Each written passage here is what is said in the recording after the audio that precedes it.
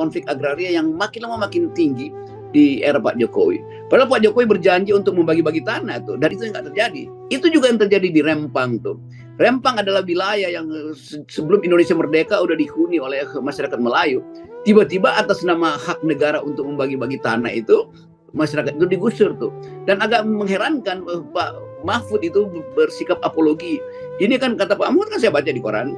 Kata Pak Mahfud, ini bukan soal penggusuran, ini soal hak yang memang sudah dibagikan negara pada investor.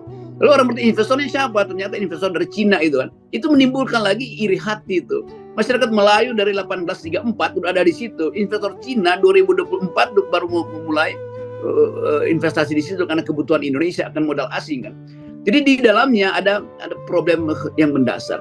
Ini komunitas yang udah jadi. Kalau bilang itu merampas hak investor, itu negara harus kembalikan pada investor. Loh, di situ ada sekolah. Sekolah itu artinya negara menyetujui ada komunitas di situ kan. Anak-anak itu justru yang berhak untuk meneruskan hak mereka belajar dengan tenang di Rempang, bukan investor. Jadi kita mau lihat itu dari dimensi kesejarahan, yaitu hak masyarakat adat di situ untuk merawat kultur di situ. Oh, ini gampang, nanti kita pindahin. Begitu dipindahin, kulturnya bubar itu, dipindahin ke rumah susun segala macam.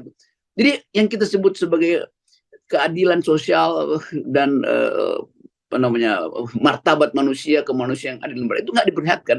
Walaupun akhirnya Pak Sigit mengakui bahwa iya itu ada kekerasan, karena itu kembali pada negosiasi. Tapi justru Pak Mahfud yang bersikeras, itu nggak perlu sebetulnya negosiasi itu ya, itu belas kasihan doang bisa tuh. Jadi kelihatan bagaimana negara itu arogan terhadap rakyatnya sendiri.